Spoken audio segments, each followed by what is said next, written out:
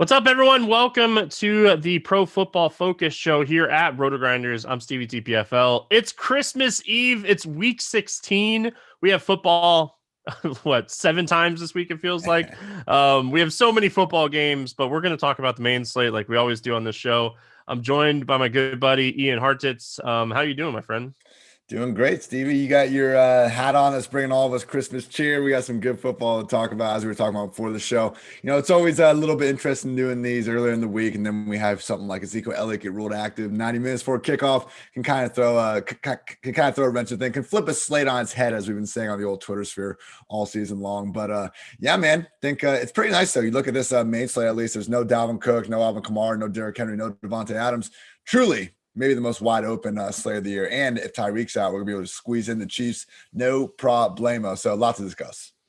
Listen, this might be one of the best main slates we've had all year because it's not like just plug in Derrick Henry and stuff. Like I'm with you, buddy. I think that this slate's super interesting. And before we get into anything, before we start looking at the mismatch manifesto over there on Pro Football Focus, I have to take an L. Like, I was super wrong about Fournette. Was I wrong? Yeah. I don't know if I was necessarily wrong, but he scored 2 touchdowns. He got there in fantasy. That's what we play. We play DFS. He got there. I will take my L.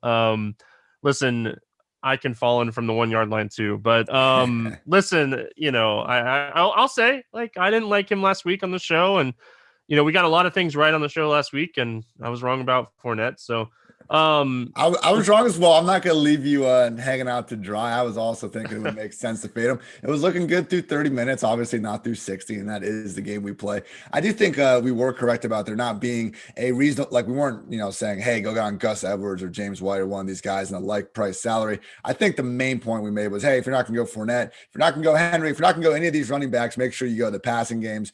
Didn't exactly go our way with Fournette, but, I think we did help get some people on Tannehill, Corey Davis, and those things. So it wasn't a total loss. No, it was. I don't think it was a total loss either. If they listened to the bets part of the show, the bets were pretty on point too. So it was a really solid week. But so even if you didn't play Fournette last week and you went Pollard or you went David Johnson, there wasn't a wrong, cheap type of play last week. Yeah. So a lot of those guys, Ahmed, he opened up, he did really well. So let's get into the mismatch manifesto. Week 16. We've already kind of, started talking about this slate in general. It's more of a condensed slate because we have games on Friday. We have games on Saturday. We got a Monday Night Football game. So let's look at explosive plays for the main slate. What are we looking at? Yeah, just some quarterbacks popping off this week as ones that should be set up, to make big plays through the air. Looking at the Deshaun Watson versus the Bengals, and I think that makes sense. But again, it's just another like what he's done against the Colts and still gotten 2 L's despite having his teammates fumble inside the 5 yard line. Just absolutely criminal what he's had to go through this year. Nobody stands out more than Patrick Mahomes against the Falcons, as we probably could have guessed. But truly, we need to keep an eye on that Tyreek Hill hamstring injury because it's very tough to get Mahomes, Kelsey, and Tyreek get that top stack in there. But if Tyreek is out, Mecole Hardman at just 3,100 sure is looking enticing in cash and tournaments alike. On the, Friday. So yeah, I keep all these days in my head. Friday, Kirk Cousins looking good against the Saints, but same thing we had against the Buccaneers a couple of weeks ago, where it's one of these things where if they can give him time, he should be good. But if the pressure gets to him, which has a good chance of doing, things could be a little bit more rough. The Brady bunch versus the Lions, as you all could have expected. And then also on Monday night, Josh Allen versus the Patriots. Man, that Bills line, I think it opened at 4.5. It's all the way up to 7. People are over Belichick and the Patriots. I don't blame them, man. I kind of think the Bills find a way to rout them as well. Quickly, the Giants and the Bengals are kind of popping as the bottom 2 teams. I would just say, because I know we'll probably talk about Giovanni Bernard later, I think the main reason why we like Giovanni Bernard in the post-Mixon, quote unquote era was because, okay, he's a scat back, receptions are good in fantasy football and all that. He had 1 target last week. He turned into a 14-yard touchdown on a well-run angle route. But man, I feel like we got that game against the Steelers. Bengals offense wasn't as atrocious as normal. I would not go point chasing with Giovanni Bernard necessarily, even though it is a winnable spot. He's not getting the receptions. He's still in a dumpster fire of the offense. Just approach any of these Bengals, Jaguars, Jets teams with extreme caution, people. These are not the types of offense we should be sticking our neck out for. Oh, we're gonna disagree on this one. I can't wait to talk about Oh, it. I'm super heavy on the Cincinnati Houston game already. So, listen, that's what make that's gonna make it fun. We're yeah, we gonna good. bring all kinds of presents here. So, what's up, YouTube chat? If you guys are hanging out on YouTube, Devin just posted a link in there for $10 off your first month of Rotogrinders Premium. Make sure you guys are checking that out. So take advantage of that. $10 off, man. $10 is $10. Let's talk pace, Ian. What games are we looking at this week that could feature more of a pace? Eagles, Cowboys standing out. Just all the stars are aligning for Jalen Hurts and Miles Sanders this week. Got the increased pace to give him more plays. Got the Cowboys trash defense. Got the Eagles pressure to make life tough on Dalton. Truly, I mean, we haven't gotten to our best bets yet, but I have a feeling the Eagles are going to be popping up there. Falcons and Chiefs also popping up. That's just, I mean, truly, man. If Tyreek is out, like I just don't know how in cash you get away from Mahomes, Hardman, Kelsey, and just roll it back with Calvin Ridley, assuming Julio is going to be missing as well. A lot of game stack options there, though, either way. Also some fast ones on Saturday. Buccaneers at the Lions, 49ers at the Cardinals. Cardinals always kind of popping up. And last one I would just mention, or last two I mentioned, Broncos Chargers. Maybe a sneaky game stack potential there. I know how bad Drew Lock and these wide receivers look last week, but look, I mean, that's who Drew Lock is. He looks actually pretty damn good. Sometimes he threw 4 touchdowns 2 weeks ago, and then he looks atrocious, and none of his wide receivers get over 20 receiving yards. So I will say, the Herbert stacks, those are where we want to go. But then you look at Hamler and Judy under 4K. It's possible to do a game stack there. And then finally, Colts at the Steelers.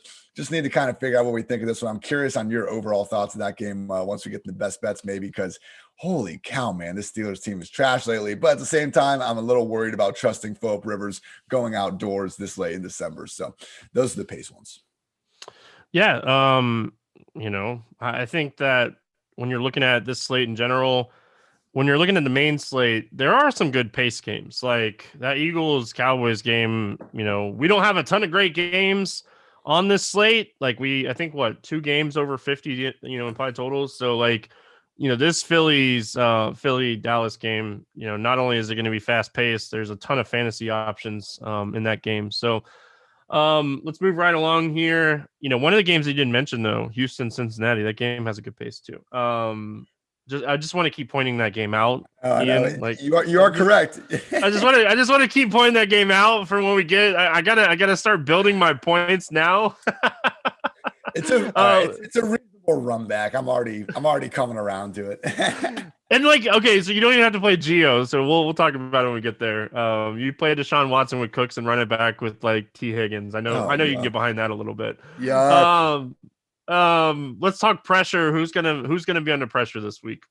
Yeah, and again, just if you look out there on the Friday, DFS showdown grind, just realize Kirk Cousins, Vikings have one of the most efficient passing games in the league. I don't necessarily think Lattimore and Jenkins can hang with Thielen and Jefferson. If you just look back at Thielen versus Lattimore specifically over the past few years, this dude's been getting cooked, similar to Jair Alexander. But Kirk Cousins popping as the guy with the most pressure concerns. But on the main slate in particular, Colt McCoy, Daniel Jones, whoever's under center, Matt Ryan. So, maybe think about that KC defense as well. They've been getting some good pressure all season long. Sam Darnold should be screwed against Myles Garrett and company. That could be a nice little, just go with Nick Chubb and that Browns defense. I'm sure we'll see the Jets fall back to earth to a pretty heavy extent this week.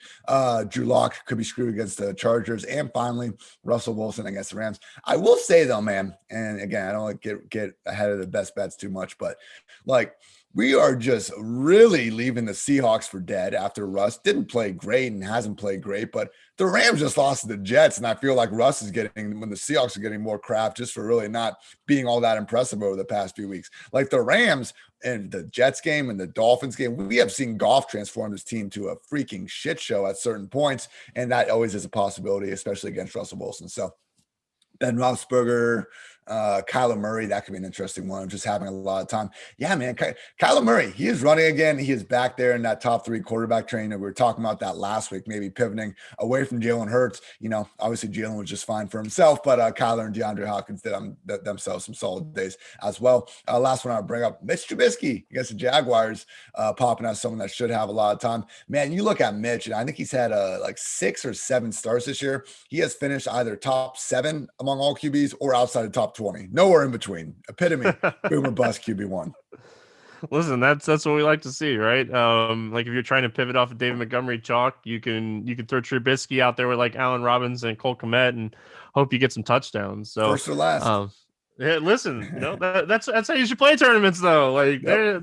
Mitchell Trubisky is the definition of a quarterback that you want to play in tournaments. So, I can't wait to talk about that Seahawks game. I've talked about it already a couple times this week, but I feel like there's only two ways to approach that game: full fade or stack. Yeah. Because it's either going to be like a straight shit show, like you said, or it's going to be like this high scoring 65, 70 point game where both the offenses finally click, So, let's look at yards before contact and stuff like that. What are we looking at this week as Yeah. far as that kind of stuff? It's the Eagles' world. Everyone else is living in it on the ground. 4.09 combined yards per contact. No one else on the main slate is over 3.11, man. That is absolutely ridiculous. I've not seen a discrepancy between the top ranked run game mismatch and everyone else this bad. When I was putting this stuff together, like getting the yards before contact, I had a big grid, rush attempts on the x-axis, yards before contact on the y, and like I almost didn't see the Cowboys at first because they were that far removed from every other defense in terms of how bad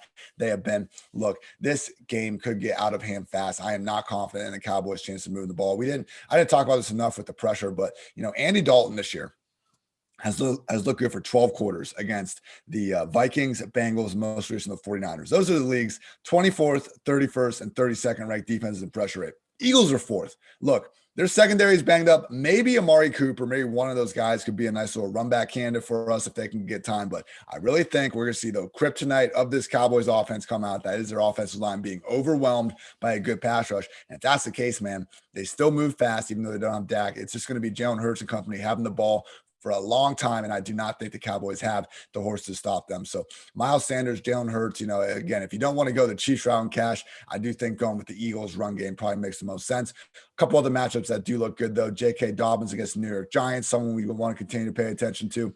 Broncos versus the Chargers is still going to be pretty split up between Gordon and Lindsay. I'm not really trying to chase that 2-touchdown performance. And the 49ers versus the Cardinals. It worked out with Jeff Wilson last week. He found the end zone. Wasn't quite as big a performance as we wanted. It's not the same dream matchup, but Mostert already seemingly out for this week. It's much more, insured. And Shanahan can always throw a wrench in that backfield committee, but Jeff Wilson could be a nice little post-hype spot here. Oh, Yeah, crap. and That's Saturday, though. no, it's still a good point to bring up for the Saturday slate because it's a 3-game slate, and there's some running back options on that slate. Obviously you're gonna have to like make the decision if you're gonna go Fournette against Detroit, which maybe this time he doesn't fall into the end zone, but it's a great matchup against Detroit. Yeah. But so yeah, I think it's a good point to bring up because like it could easily be like McKinnon. They use Juszczyk sometimes. So like it's still Shanahan. And that's the one thing that you got to worry about when you're looking at like that Saturday slate. So let's talk about the passing game. Listen, Patrick Mahomes is going to come at the top of this list, and for good reason. You were talking about like the Eagles run game. Something that could be super different this week is going like Sanders with the Eagles defense. You talked about Andy Dalton being under pressure. Well, if they're down in that game and they're throwing a ton and he's under pressure, like you have so many opportunities for Sanders and the Eagles defense to get there. And maybe Hurts doesn't get a rushing touchdown. He only scores like 20 fantasy points. Well, Patrick Mahomes is going to score more than 20 fantasy points. And I'm sure you're about to tell us why with the passing game this week. Yeah, easily the best match. I mean, Falcons, I believe they're second worst in the league in fantasy points per game allowed to the quarterback position. I mean, it has just been brutal. And yeah, everything is just turning out Chiefs' way this week for sure. Also, though, coming in number 2 are Baker Mayfield and the Browns against this Jets defense. The thing about the Jets, man, and we see this with the Buccaneers a little bit too, like they're quote unquote a good run defense. That's because they put 8 guys in the box against pass plays more than just about anybody else. So Baker, the issue has always been volume. He did not throw, more than 30 times. He only had 2 games with more than 30 pass attempts in weeks 1 through 12. He's passed that in 3 consecutive weeks now. Like they're finally comfortable letting Baker throw a little bit more just in neutral situations. So past 4 weeks, Baker's been the fantasy QB 10, QB 3, QB 3, and most recently QB 12. Hey, Jarvis Landry, Rashard Higgins, even you can make reasonable, cheaper stacks. I don't know if they have the same huge upside that, maybe someone else does, but the matchup's good enough. Baker's balling, at least give Higgins and Jarvis Landry a long look because I think this Browns passing attack should keep on keeping on. With that said, Giants passing, yeah, stay away from the Giants as a whole this week. It's just a dumpster fire. Same thing with the Jets. Eagles passing game, not looking great. I think that's a little bit flawed from what Wentz has kind of done there.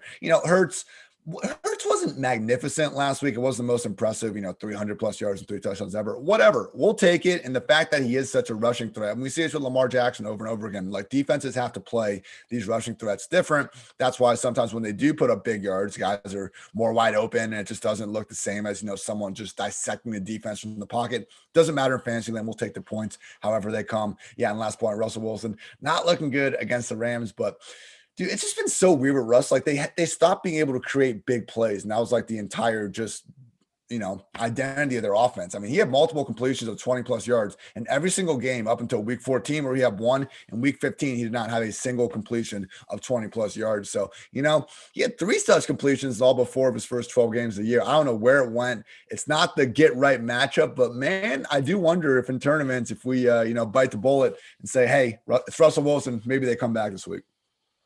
Listen, it's again, like we're going to talk about that game when we get there, but like they're fighting for the NFC West. Like this game could be like a straight shootout. Like this might be like Carroll's like, "Hey, Russ, go win me the game." Like I'm not going to limit you. Like they've been fantastic this season. They're 10-4. We can't really like argue, but like would they be 12-2 if they didn't limit Russ so much and just let him kind of do his thing? But, this is a big game this week, and I feel like it's going to be one or the other. It's going to be a defensive showdown like it was the first time these two teams played a few weeks ago, or it's going to be a massively high-scoring game that you need pieces to.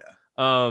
YouTube chat, Las Vegas Raider. How do we know that Andy Reid won't start his starters or sit his starters after the first quarter? Well, Patrick Mahomes is trying to win an MVP. So May 17th, week 17, maybe they, maybe sit him down for the second half if they're blowing the team out or anything, but they're locked in. I get the question. Like they're locked in. They're going to have home field throughout. Like it's no question, but I think that at the end of the day, Patrick Mahomes is trying to win an MVP, and that's one of the things that we got to kind of think about, but I don't know. We'll have to kind of see. Like I have to go back and look. I don't think he has done that in the past, right? No, I think he makes it pretty clear. I mean, Mahomes, he's played, let's see, he's played week 17 the last 2 years. He's only thrown 25 and 24 passes, but they've also had comfortable double-digit wins in both times. But he played 94% snaps last year. The year before it was 76%, but that was because they won 35-3. So, okay, if they put up 5 touchdowns in the first half, then maybe they'll pull out Mahomes a little bit early, but You're probably already there then. He's already got you 5 touchdowns by that point. And then in 2017, it was Mahomes' first start, and they just completely, like Alex Smith didn't start at all. So I think, if we hear murmurs about it being a potential from, Schefter or whoever, okay, we'll adjust accordingly. But I wouldn't just think, they could pull him out the first quarter. Unless we hear something very specific to that, I would not worry about it. It is a fair question. I'd be much more worried about it next week than this week. Yeah. Like we're still week 16.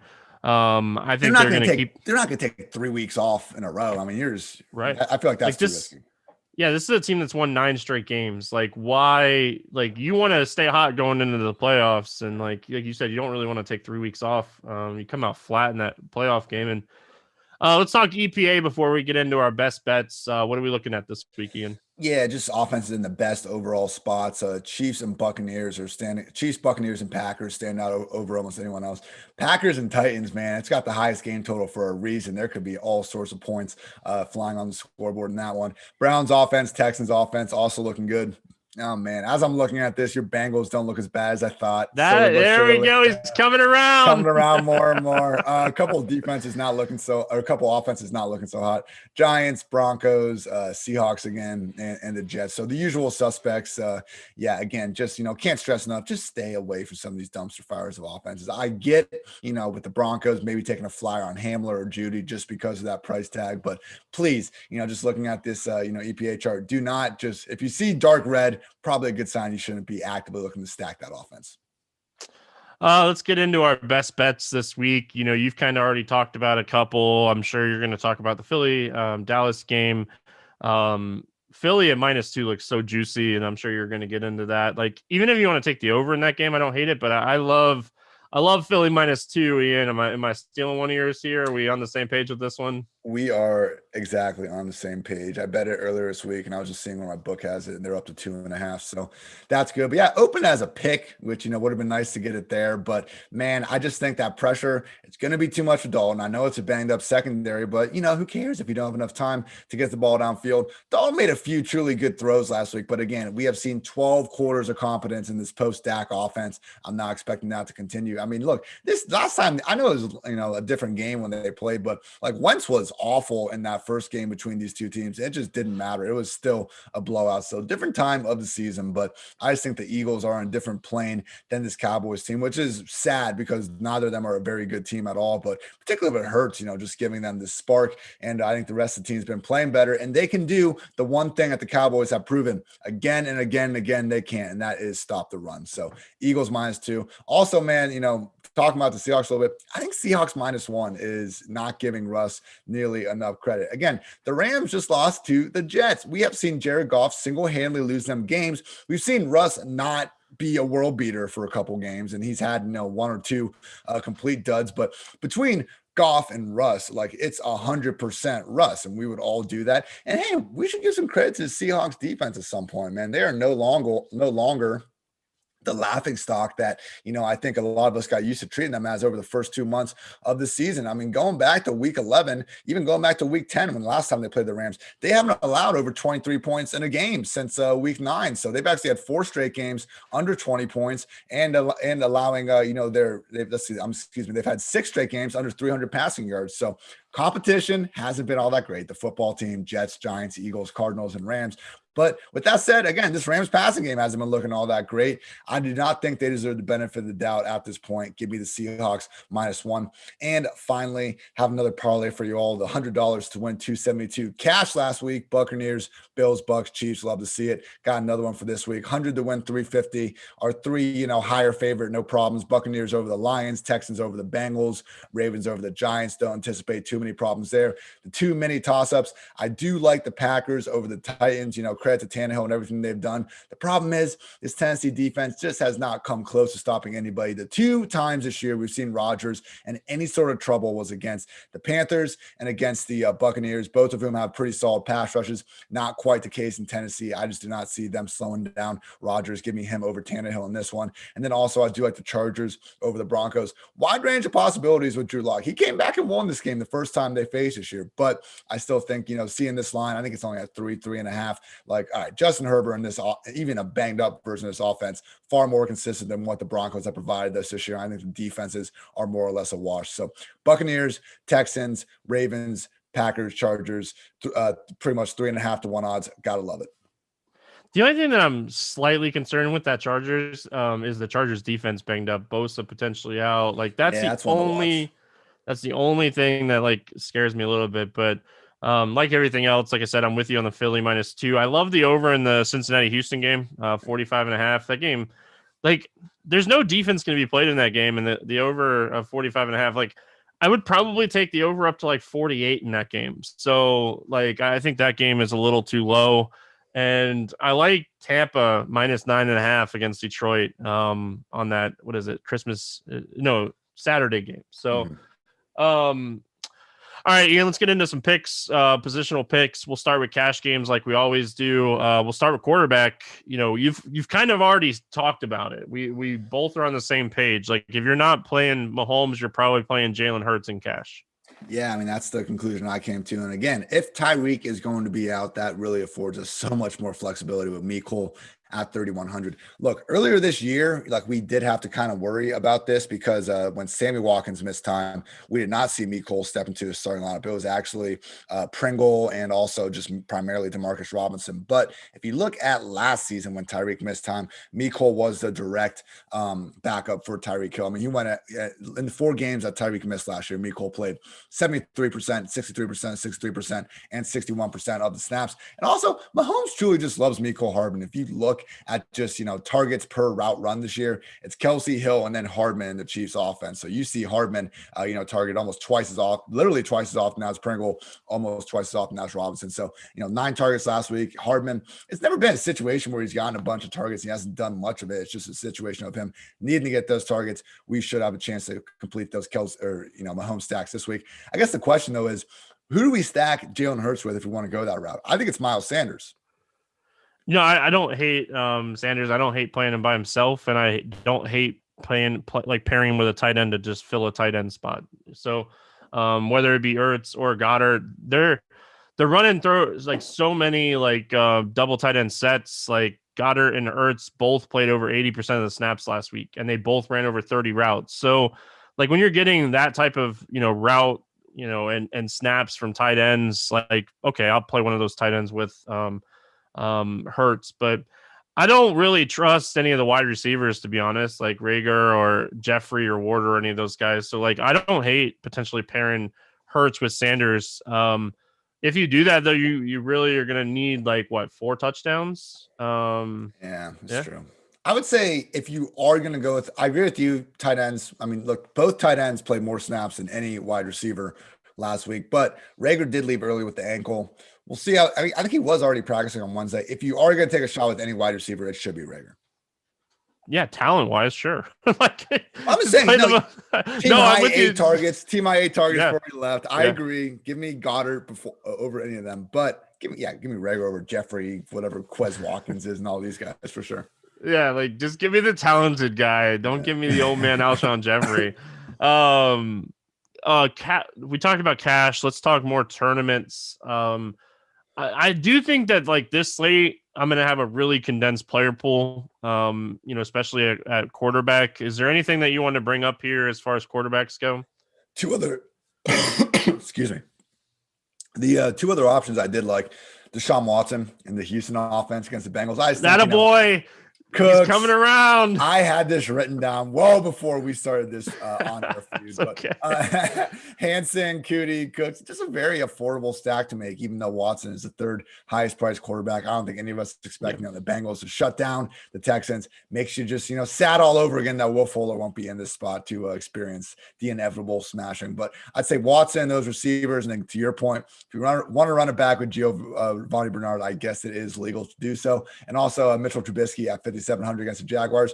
Exactly. If you don't want to pay up for David Montgomery and you can't get up there, well, it makes sense to at least have some exposure to his Bears passing game, because I do not see a scenario where the Jaguars are holding them, to freaking 10 points or something like that. They're going to score. If it's not going to be on the run game, probably going to be through the air. Allen Robinson, Darnell Mooney. They kind of changed up their receiving core last week. Anthony Miller, for the 10th time in the past 2 years, has been just randomly outright benched, more or less. So can't go to Anthony Miller. But Darnell Mooney, they gave him season high amount of work in the slot, got him a design rush attempt. I do think that he is once again in play, even after having scored back-to-back weeks. So, Trubisky, Mooney, Robinson, Cole Kmet's going to be a real popular tight end at just 3K. He played every single snap last week. So, yeah, don't sleep on his Bears offense, averaging over 30 points per game since Trubisky got back under center.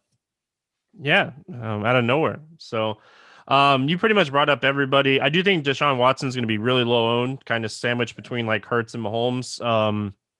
Again, I just want to bring up Russell Wilson. I feel like you either fade that game or you stack it. I don't think there's no in between. I don't think you play Metcalf or pieces or anything like that. You're stacking the game with Wilson and Metcalf or Lockett and running it back with Kupp and Woods or however, or you're just not playing that game. Because I feel like it's either going to go off or it's just not going to get there ceiling wise. And then you mentioned Trubisky. I don't hate that. Baker Mayfield's the other guy that I had written down that I don't hate. And as much as I hate to say it, I like his pieces more. I like Deontay Johnson and stuff, but I think eventually the Steelers are going to come out and actually look like a team that is crushed, or that is going to crush. And I feel that's a spot. I don't love Ben, but I love his pieces a lot more. And running it back with T.Y. Hilton and stuff, Jonathan Taylor, whatever you want to do. But I just want to mention him because I might like build a couple teams and like, oh, you didn't mention him on your show. So I was looking at Claypool and like, okay, I can see that. Him or Deontay. I am not touching Juju's corpse at this point, but we did see Claypool, like really get back to being, a fully solidified member in 3 wide receiver sets, as he should be. yeah. I think he's been the best Steelers wide receiver all year.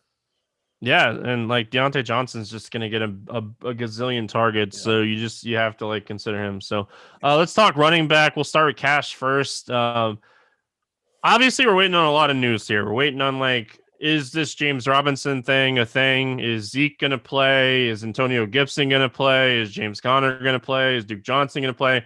So bear with us on that. But it's Thursday afternoon, Thursday morning. What are we looking at for cash game running backs right now? Yeah, look, if James Robinson plays people, that's going to be an awfully hard one to trust. Matchup, high ankle sprain. I mean, just does not mix. And I would say that if you are going to dart throw anybody out of that backfield, it should be Davina Zigbo over Dari Ogunbowale. Look, I just think Dari, Chris Thompson, they are true scat bags. If anyone has a chance at getting, double-digit carries, it's going to be a Zigbo. It might just be a situation to fade as a whole. Talk about Miles Sanders. He stands out to me as potentially the best play on the board. I just don't even see much of a reason to pay up for Taylor, Eckler, Montgomery, Chubb, or Chubb. Okay, I think it's fair to give those guys higher median projections, but I think Sanders has every bit of a good chance of getting there. One of the concerns with Sanders over the past few weeks was Boston Scott playing so much more, but with Jalen Hurts under center, they've been more willing to leave Sanders out there almost all 3 downs, back-to-back games with an 80% snap rate. So love to see that. And yeah, I'm fine just trying to get Sanders in pretty much all lineups of all shapes and sizes. Darrell Henderson, man, 4,500. I'm surprised he's not popping up with a little bit higher ownership, I guess, because your guy, Giovanni Bernard's right there next to him. But one of these 2 guys, I think, allows you to save a good amount of money, and you don't have to get as risky as going down to Jaguars. With Cam Akers dealing with the high ankle sprain, you look at Henderson, and they've had 5 games where Akers had fewer than 5 snaps. He's had 14, 21, 9, 14, 17 touches. And the last 2 in particular, he was even out there out snapping Malcolm Brown. So hasn't looked fantastic on the ground since their bye week. He was kind of dealing with that quad injury, but I don't know, man. I think Darrell Henderson, he's still going to be the likely lead back of a Rams offense that, hey, should have to, run the ball to some extent to try to keep it out of Goff's hands for the entire game. So we'll see how that one goes. Maybe the move, though, is just paying up a little bit more into that, mid 5K range for Le'Veon Bell in cash games. He's going to be chalky, similar to Fournette situation where I could see it busting. I do think this is a little bit safer. We feel better about the Chiefs offense and the Buccaneers. Le'Veon Bell has been active, been working ahead of Darrell Williams. So we're not having to make that same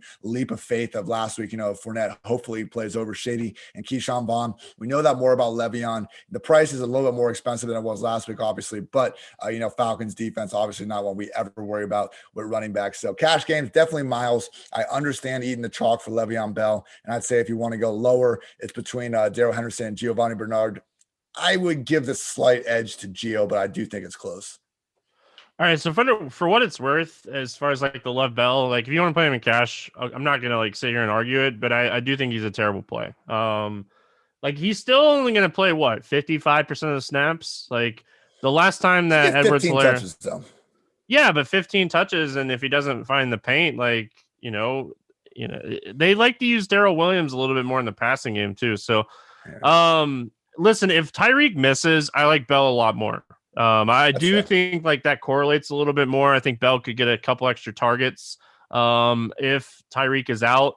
But if like Tyreek plays and this offense is a full go, like Andy Reid doesn't like running the football. Like the last time Helaire was out in week 13, like Bell ran the ball 11 times and Williams ran the ball 6 times. So like I don't think he's a lock like Pollard would be if Zeke didn't play. I even think like I would have preferred like Fournette more than like the situation for Lev Bell. Like the Henderson call. Gio is a guy that I definitely like right now. He's in like my like midweek build. Like right now I have him and Montgomery with Sanders. So I think Montgomery is going to be pretty popular. He should be. It's against Jacksonville. It's a good spot. Nick Chubb is another guy going up against the Jets. Like you said, the Jets like to stack the box. Should Nick Chubb be chalk? I don't know. I think that could he get there? Sure. I think that it's really hard to play like split backfields, even in good matches at like this is the highest price dude on the slate. So some tournament options like Eckler is a guy that I really like for tournaments this week. I don't think he'll be popular with Montgomery and Chubb and Taylor and Sandals right there. So I'm really looking at Eckler for tournaments. And like if you're on that other side of the Seattle game, like I keep going down that Chris Carson route, just kind of wanting those touchdowns. And I like David Johnson as well. Yeah, I like the Carson call a lot. I had him down. I think him and potentially stacking the Seahawks defense. Again, they've been solid. Like Jamal They've Adams, been really good. Yeah. they've been really good, man. Like Jamal Adams, okay, he's not Derwin James. He's not someone that's great at coverage. The dude's got like 9.5 sacks this year. Like they did not have a pass rush or coverage to start the season. I don't think they really still have coverage, but at least they now have a pass rush. And obviously, Jared Goff is a bit of a statue in that pocket. So yeah, Carson, in that Seahawks defense against a quarterback that we know is prone to, those 3 turnover type games. Yeah, I like that. Also, just right underneath them, J.K. Dobbins, and also loop back around with the Ravens defense going up against the Giants offense that just looked broke more weeks than not all season long. So Dobbins, it's unfortunate he loses as much as he does to Lamar and Gus Edwards, but he's still the featured back there. And I think if we do see, with Lamar, it's like in games where they really kind of are able to win by multiple scores, we don't really see him lean on his legs quite as much. He does tend to go through the air a little bit more often. So, haven't gotten that just true blow up game from Dobbins. I think he scored in 4 straight. Like he's been solid, but wouldn't be shocked against, not a bad Giants defense. But again, Dobbins, all the usage metrics are where we want them to be. He's awfully low for a guy that's, over a touchdown favorite at home against an offense that, again, could be turning the ball over frequently. So Carson, the Seahawks, Dobbins, and the Ravens defenses like those RB DST stacks for sure. I just want to throw one more guy out there that is potentially someone that I'm looking at right now. It's Ito Smith. I want to pay attention to this whole situation a little bit more, but he has kind of been like the garbage time running back for this team. And like if you're playing the Chiefs and you think they're going to get up, I'm trying to find that like cheap pivot, and I think he is someone that could get 10, and if he finds an end zone, like then we're looking at 16, 17 points. Like he's 4K. So listen, I was way wrong with this last week with James White.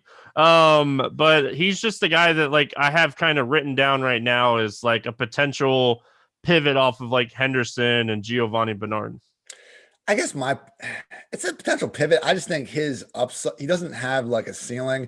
And if we're going to save money, there's enough at wide receiver between that is true. There's a ton of wide Nicole, receivers. Hamler, just there's enough guys under 4K there where, hey, if Ito was 3K with the old pricing system, I'd be there with you. But these days, like, if you're not anything resembling a 3-down run, like the Falcons were up 17-0 at halftime last week. I think they ran the ball like 13 total times. So it's just, I kind of want to fade that whole backfield. All right. Let's get into wide receivers. You kind of already talked about there's a lot of value at wide receiver. What are you looking at for cash games at wide receiver? Yeah, again, Tyreek is out. Mecole Hardman at 3,100. Sign me up. Hamler at 3,200. We were on him the week he went off, and he was still min price. Fell back to earth last week because Drew Lock, again, didn't enable any of his wide receivers to get even 20 yards.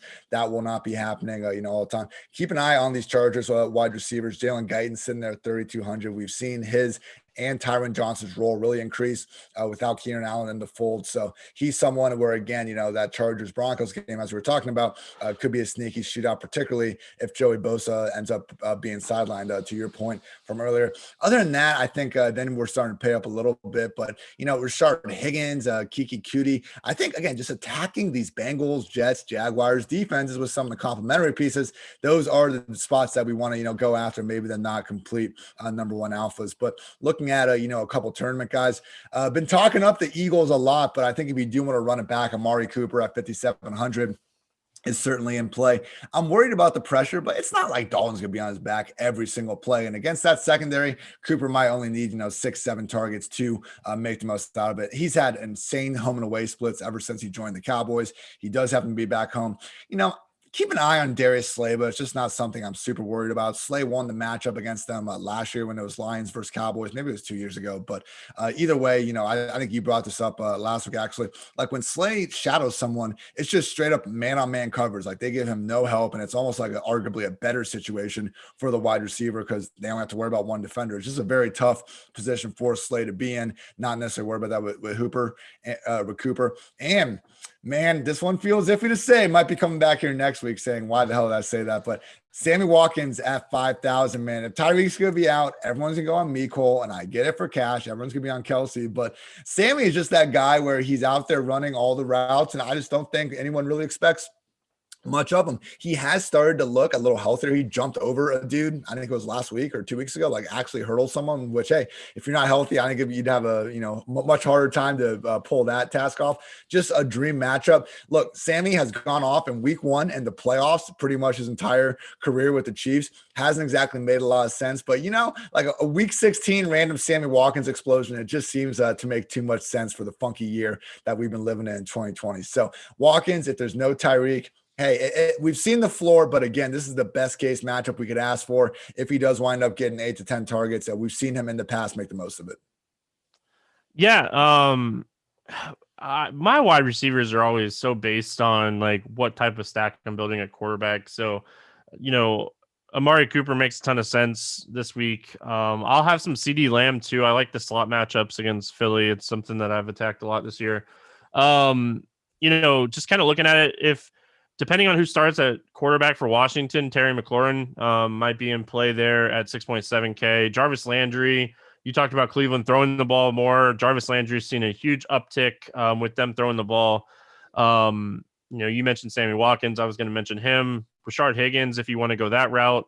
If you're playing the Cleveland side and you want to run it back with Jamison Crowder, I don't hate Captain Check down there. So, you mentioned Mooney earlier. I don't really like any of the Jacksonville guys. That's the only problem with like stacking Chicago is just trying to find a run back. If you're playing the LA side of things, Keenan Allen, you can run it back with any of those Denver guys that are cheap. So let's move on to tight end. Obviously Travis Kelce is where you want to try to be at in cash games this week. I think there's a huge drop off, but it's always hard to pay 8,500 for a tight end.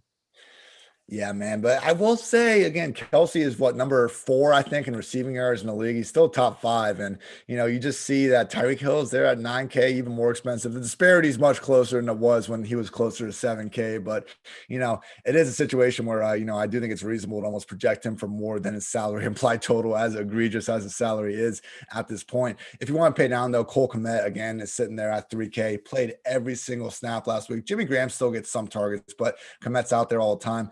I'd rather do that than, go up to Schultz or Hurst. Dallas Goedert at 3,600, I think makes a lot of sense for the Hurst stacks in particular. But, there's just not that many cheaper options this week with, the Vikings off the main slate. Can't try to go back to well with Irv Smith, who busted last week, but had the snaps that we wanted. I just don't know if there's anyone really underneath 3K. And we'll see if some injuries break our way. Before Sunday comes around. Obviously, Mo Alley-Cox continues to be banged up. That would open up the Colts guys if he ends up being ruled out. I don't think that's super likely, though.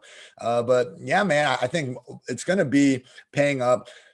Very hard to fade Kelsey. But again, like we talked about last week, one of the ways that you can make a little bit more contrarian lineups with these Chief stacks is to pretty much treat Kelsey as a receiver, put him in that flex. If you want to do that and pair with Mark Andrews, Logan Thomas, even maybe Dallas Goedert, I think those guys do have similar wide receiver 1 upside. Wouldn't go, too much further down the stretch trying to do a 2 tight end stack. But I do think, beyond Kelsey, Andrews, and particularly Thomas, what he's been doing over the past month could also present not the same upside, but enough to at least warrant a few of those types of stacks. Yeah, if you're not playing Kelsey in cash, you're paying down. You could potentially play Noah Fant, but it's probably one of the Philly guys or Cole Kmet. Kmet's still playing the snaps. He just needs to find the end zone. And it is Jacksonville. So that's always there. We're looking for the snaps. He's running routes. That's what we're looking for. So, but I do think you're trying to pay up for Kelsey this week. I think, especially if Tyreek doesn't play. It's a no brainer if Tyreek doesn't play.